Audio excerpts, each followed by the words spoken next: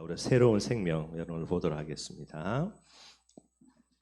새로운 생명이라는 부분들이고요. 늘 이야기하는 겁니다. 여러분들 어린아이가 엄마 뱃속에서 이 세상에 태어나야 됩니다. 그 다음에 이제 여러 가지 일들이 되게 되는 거예요. 엄마 뱃속에서 태어나지 않으면은 아무것도 여러분들 소용이 없는 부분들이 되게 돼 있고요. 그래서 영적으로 죽어 있기 때문에 우리에게 뭐가 필요하냐? 새로운 생명 반드시 필요하게 됩니다. 그래서 예수 생명이라고 이야기하는 부분도 꼭 저와 여러분들이 마음속에 기억을 해야 되겠죠. 우리 교재를 보면요, 주 예수님을 영접하는 것은 생명을 갖게 되는 것이고요, 성령의 내주와 성령의 인도를 받는 것을 의미한다, 그렇게 이야기를 하고 있습니다.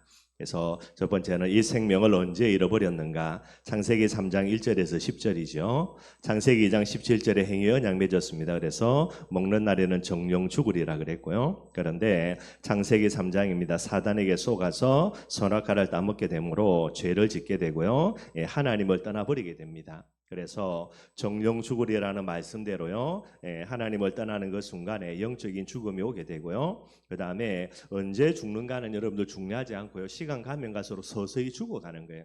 그리고 언젠가는 죽게 되는데 그 언젠가는 죽음이 뭐로 가는 겁니까? 영원한 죽음입니다. 지옥으로 가는 그런 부분들이 되게 되는 거예요.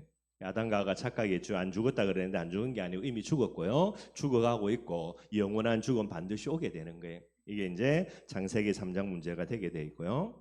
이 생명을 얻기 위해서 인간은 어떻게 본능적으로 노력하는가? 인간의 본능입니다, 여러분들. 그래서 종교를 만듭니다. 우상 숭배하는 것이요, 영적인 존재이기 때문에 하나님을 떠나버렸으므로 반드시 여러분들 우상 숭배할 수밖에 없습니다. 우상 숭배 안 하는 사람은 아무도 없고요. 나는 우상 숭배 안 한다, 그 말에 여러분 나는 짐승과 똑같은 존재다, 그 말인 게 그런 법이 없다라는 말입니다. 그리고 선행도 마찬가지입니다. 똑같은 우상과 같은 형태가 되고요, 철학과 과학이라는 겁니다. 인간의 지혜가 되게 되는 거죠. 이게 전부 다 개인이 하나님을 만나고자 하는 그런 많은 본능적인 노력들이 되게 되는 거예요. 그런데 이 부분 가지고는 절대로 하나님을 만날 수 없게 됩니다. 그래서 오늘도 이야기했던 대로 전적 무능이고요, 전적 타락이고 전적 부패라는 게, 하나님을 만날 수 있는 가치도 없고요, 하나님을 만날 수 있는 능력도 없고 하나님을 만날 수 있는 의도 없다, 그렇게 이제 이야기할 수밖에 없게 되는 거죠. 그러니 은혜로 예수 그리스도의 복음을 줄 수밖에 없게 됩니다. 성령의 내주라 무엇인가 이야기하죠. 로마서 8장 2절입니다. 생명의 성령의 법이라는 게, 하나님의 성령이 내 속에 있다는 말은 뭐가 있다는 겁니까? 생명이 있다는 말이 됩니다.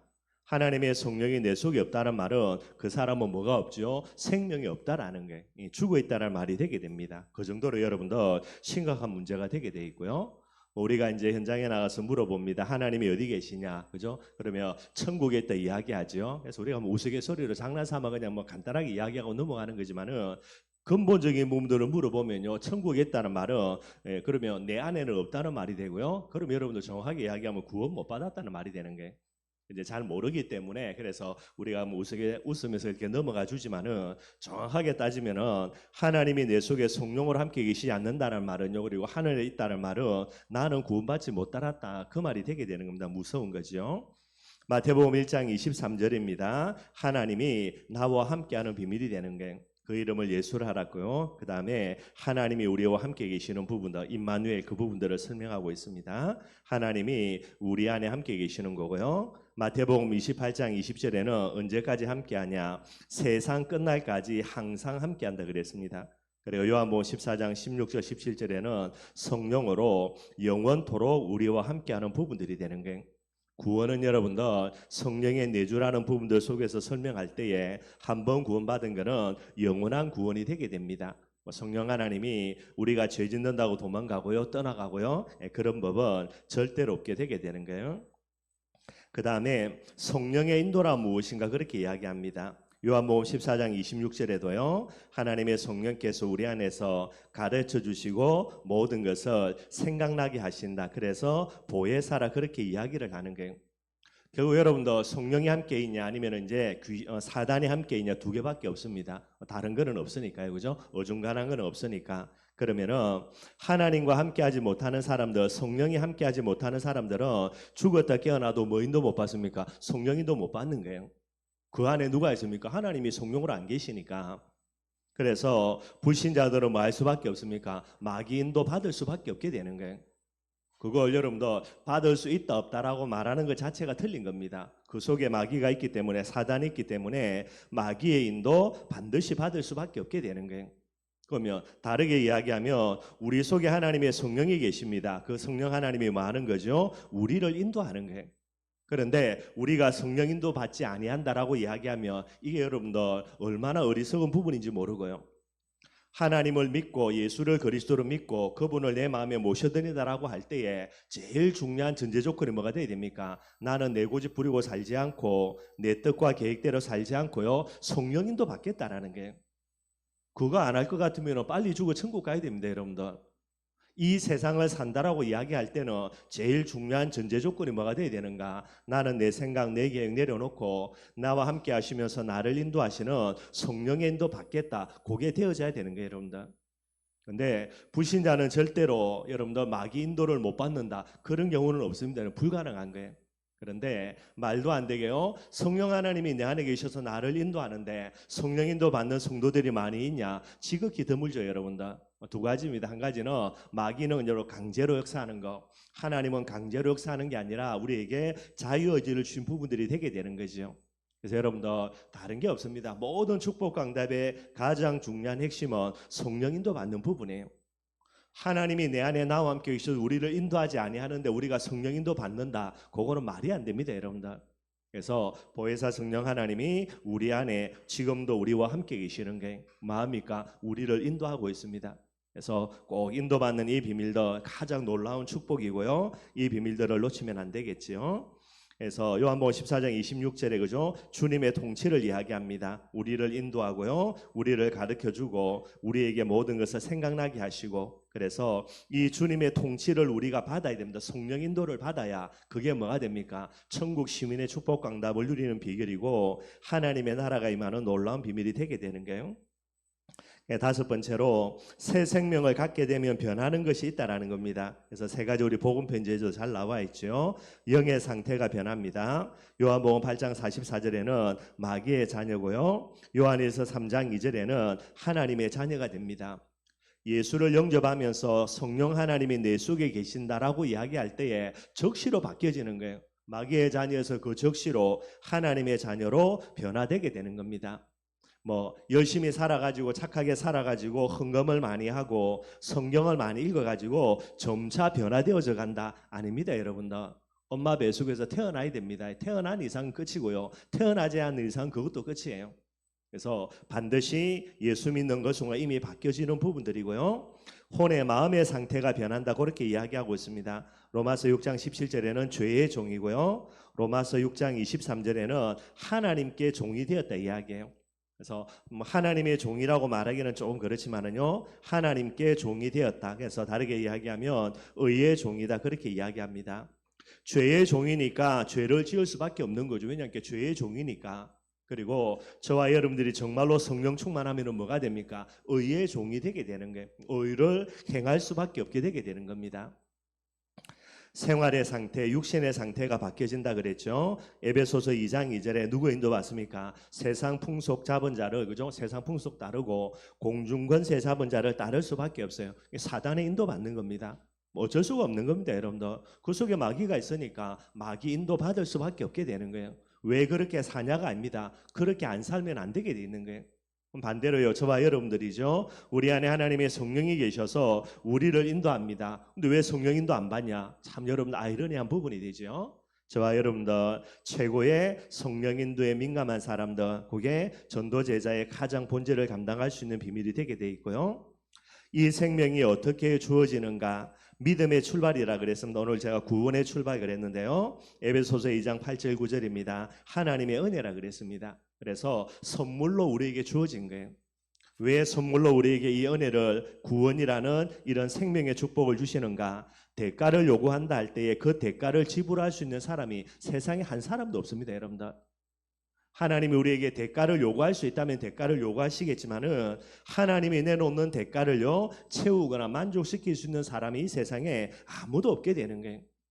그래서 하나님이 진단하기를 대가로는 안 되기 때문에, 그래서 하나님이 공짜로 값없이 주신 거예요. 근데 그거는 팽개치고요. 우리의 어떤 대가를 가지고 구원을 사겠다라는 겁니다. 착하게 살아서, 바르게 살아서, 열심히 살아서. 그게 여러분들 하나님 무시하는 거예요.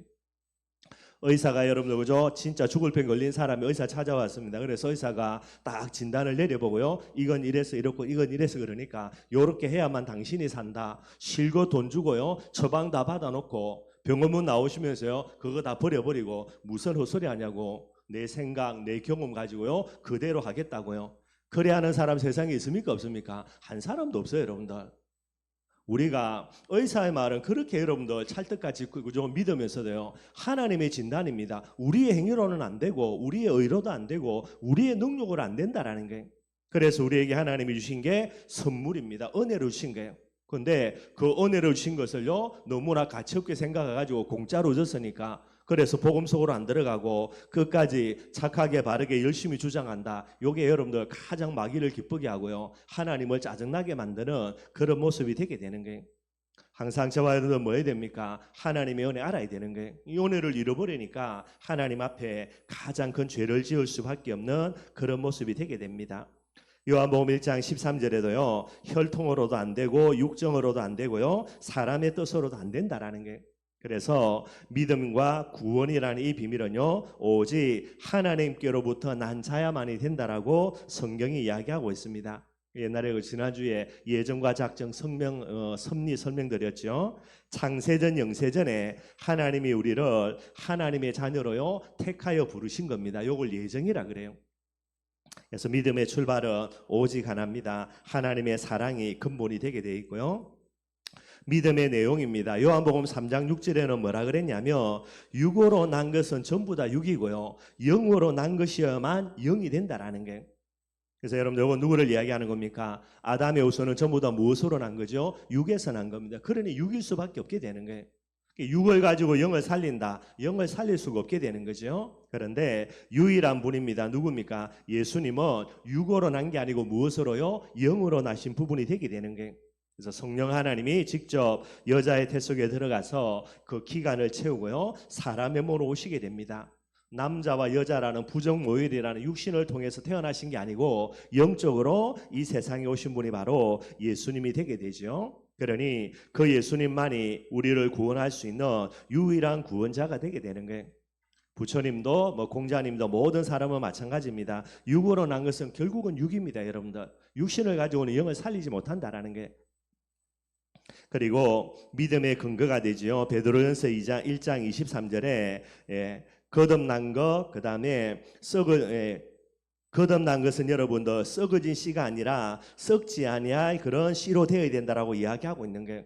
육신은 죽으면 다 뭐로 돌아갑니까? 흙으로 돌아가죠. 썩지요, 여러분들. 그런데 썩지 아니할 부분들, 그게 바로 영으로 오신 예수 그리스도가 되게 돼 있고요. 그게 뭐냐? 여러분들 그 다음에 보면은 살아있고 항상 있는 하나님의 말씀이다 그랬습니다. 말씀으로만 저와 여러분들이 구원을 얻을 수 있는 부분이 되게 되는 거죠. 그리고 그 말씀이 바로 하나님의 그런 법이 되게 돼 있고요. 예수님도 말씀으로서 이 세상에 오신 분이다. 요한복음에 이야기하고 있습니다. 결국 여러분들 그죠? 믿음의 출발, 믿음의 내용, 믿음의 근거 조금 여러분들이 돌아보시면 되겠고요. 생명을 가진 자가 어떻게 성장해야 되는가? 여러분들 첫 번째 태어나는 게 제일 먼저고요. 태어난 이상은 계속해서 뭐 하면 됩니까? 성장하면 됩니다, 여러분들. 성장하는 만큼 거기에 따라오는 여러 가지 축복과 응답들은 오게 되는 거예요. 어린아이가 여러분들 그죠? 칼 달라 한다고요? 줄 수가 없는 겁니다. 왜냐하니까 주본들 지가 다치니까. 그런데 이 어느 정도 이제 칼을 다룰 줄 아는 부분이 되면 그죠? 부엌에 가가지고 칼 가지고 음식 만든다고 해가지고 뭐 잔소리하지는 않죠, 여러분들. 똑같은 이치가 되는 거예요. 먼저 뭐 해야 됩니까? 거듭나야 된다라는 겁니다. 다르게 이야기하면 영적인 생명이 다시 태어나야만 된다라는 거예요. 창세기 1장 27절에 하나님의 형상으로 지음받았죠. 그게 영적인 생명이 됩니다. 그런데 에베소서 2장 1절입니다. 허물과 죄로 말미암아 죽어버리게 됩니다. 영적인 시체가 된 거고요. 그래서 모든 사람은 제일 먼저 뭐 해야 되는가? 요한복음 3장 3절에 거듭나야 된다라는 거예요. 다시 태어나야 된다라는 거예요. 이걸 이해 못했으니까 니고데모가 뭐라 이야기합니까? 그러면 내가 엄마 뱃속에 들어갔다가 다시 태어나야 됩니까? 엄마 뱃속에 들어가서 다시 태어나도 안 되는 거죠, 여러분들. 뭐가 다시 살아나야 됩니까? 영이 다시 살아나야 되는 게. 그래서 생명으로 오신 예수님을 내 마음속에 영접할 때에 이 죽었던 영이 살아나서 영적인 생명을 얻게 되는 부분들을 이야기합니다. 제일 먼저 이거부터 돼야 되는 거예요. 그래서 우리가 가장 먼저 할 거 예수를 그리스도로 소개하고 영접시키는 게 제일 먼저가 돼야 되는 거고요. 두 번째입니다. 갓난아이처럼 말씀을 먹어야 된다, 젖을 먹어야 된다라는 건데요. 말씀을 먹어야 된다라는 거예요. 베드로전서 1장 13절부터 25절까지 되어 있는데 13절 말씀만 보면요, 뭐라 되어 있냐? 마음의 허리를 동이고 근신하여서 그리스도께서 나타나실 너희에게 가져다 주실 은혜를 온전히 바랄지어다 그래요. 그러니까 저와 여러분들이 마음의 허리를 동이고 근신하여서 예수님께서 우리에게 주시는, 하나님이 주시는 은혜를요 온전히 바라고 사모해라는 게 영의 양식입니다. 은혜를 간절히 사모하는 부분들이 되어야 되겠고요. 은혜 계속 받으면서 영적으로만 성장하면 여러분들 시간표 따라서 하나님은 반드시 응답과 축복 주실 수밖에 없게 되는 게, 베드로전서 2장 2절에도 뭐라 그랬냐? 갓난아기들 같이 순전하고 신령한 젖을 사모하라는 겁니다. 은혜 계속해서 받아라는 그 말이 되게 되는 거죠. 꼭 저와 여러분들이 우리의 삶에 제일 중요한 거 은혜 받는 부분들이 되는 게, 먼저 태어나야 되고, 영적으로 태어났으면 뭐만 하면 됩니까? 은혜만 받으면 됩니다. 여러분들 그걸 이야기하고 있지요. 그리고 장성한 자가 되어야 된다라고 이야기하고 있습니다. 그래서 히브리서 5장 14절에 보니까 단단한 음식은 장성한 자의 것이다라는 게, 어린아이에게 여러분들 단단한 음식 먹이면 어떻게 됩니까? 소화 못하고요, 큰일 나게 되죠. 잘못하면 뭐 생명의 위협을 느끼게 됩니다. 그래서 어린애들의 여러분, 우리가 아무리 맛있는 음식 갖고 있어도 그거 줄 수가 없어요. 뭐를 줘야 됩니까? 엄마의 젖 먹여야 되고요. 이 아이가 계속해서 자라가다 보면은 그 다음에 이제 여러 가지 음식들을 줄 수 있는 부분들이 되게 되는 거예요. 저와 여러분들이 영적으로 뭐가 되어야 되는가? 장성한 자가 되어야 됩니다. 장성한 자가 되어야 장성한 자로서의 받는 축복과 응답들이 회복이 되게 되는 거예요. 마지막 네 번째입니다. 증거가 나타난다라는 겁니다. 사도행전 1장 8절에 뭐라 그랬습니까? 1장 8절에는요, 정인이 되어진다라고 분명히 이야기를 하고 있게 되어지고요. 저와 여러분들이 영적으로 자라서 장성한 자가 되어지면 여러분들 하나님의 많은 축복과 응답의 증거들이 나타날 수밖에 없게 되는 게, 이걸 주고 싶어도, 허락하고 싶어도 감당할 수 없기 때문에 하나님이 허락지 못하는 경우가 거의 대부분이 되게 되는 거예요. 그래서 우리가 모르는 나의 영적인 그런 어떤 장성함의 분량도 우리도 잘 알지 못하겠지만은 하나님은 정확하게 알고 계십니다. 마귀는 더 정확하게 알고 있고요. 그래서 뭐 마귀의 입장에서 볼 때에 건드리는 만큼 반응 올 것 같으니까 계속 건들지요. 마귀가 볼 때에 아무리 건드려도 반응하지 않을 것처럼 보인다. 마귀가 두 손 두 발 들고 도망가는 거죠, 여러분들. 영적인 존재니까. 그리고 하나님께 여러분들 뭐 내 나라고 고함 지르기 전에 장성한 자가 되어서 하나님이 줄 수밖에 없는 그런 수준이 되면 하나님께 기도 안 해도 여러분들 하나님 알아서 주시게 되게 돼 있는 게, 제일 핵심은 영적으로 태어나서 계속 저와 여러분들이 성장하고 자라가면 된다라는 게. 근데 분명한 건 여러분들 진짜 예수를 그리스도로 정확하게 인격적으로 마음속에 영접한 사람은요, 우리가 볼 때는, 또 내 자신이 볼 때는요, 믿음이 자랐다가 뭐 줄어들었다 들쑥날쑥 하는 것처럼 보이죠. 안 그렇습니다. 계속해서 성장해 가고 있어요, 여러분들. 이게 가장 중요한 영적인 법칙이 됩니다. 어린아이가 여러분들 태어나가지고 여러분들 그죠? 뭐 키가 줄었다가 자랐다가 그런 법 없습니다. 계속해서 자라나는 게, 이게 진짜 예수 생명 안에 있는 중요한 특징이 되게 됩니다. 더 빨리 더 귀하게 성장하기 위해서는 계속해서 은혜 받는 부분들이 되면 되겠죠. 꼭 기억하고 여러분들 늘 언제나 다른 거는 소원 가지지 말고요, 내 있는 현장에서 은혜 받는 부분들만 소원 가지고 계속해서 은혜 받는 부분들이 되면 됩니다. 특별히 여러분들 중요한 응답을 앞두고 있다, 그리고 가장 중요한 내 인생의 시간표다, 그렇기 때문에 뭐 해야 됩니까? 더 은혜 받아야 돼요.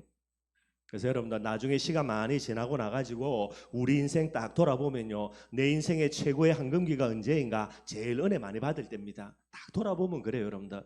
그리고 내 인생에 가장 힘들고 어려울 때가 언젠가? 영적으로 헤맬 때, 은혜 못 받을 때 딱 고려되게 돼 있어요, 여러분들. 그래서 특별히 우리 오늘 말씀드린 우리 모든 우리 렘넌트들 그죠? 꼭 기억하고요. 여러분들이 나이 60, 70 돼가지고 은혜 받는 거 물론 중요하겠지만은 여러분들 지금 이 순간에 은혜 받는 것이 여러분들의 전 인생을 좌우하는 가장 중요한 부분이 되는 거예요.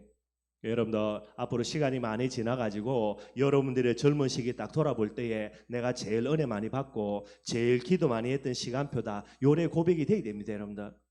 인생 다 살면서 내 인생에 가장 기도 많이 했을 때 내일 모레 그저 나이 70대 가지고 물론 그래도 응답 받으면 되겠지만 여러분들 언제 응답 받고 은혜 받아야 되냐? 딱 지금 요 시기에 그것만 딱 기억하고 은혜 받는 이 일에 여러분들 최선을 다할 수 있는 우리 렘넌트들이 되기를 주님의 이름으로 축원드리겠습니다. 우리 찬송가 여러분들 436장 찬양하겠습니다.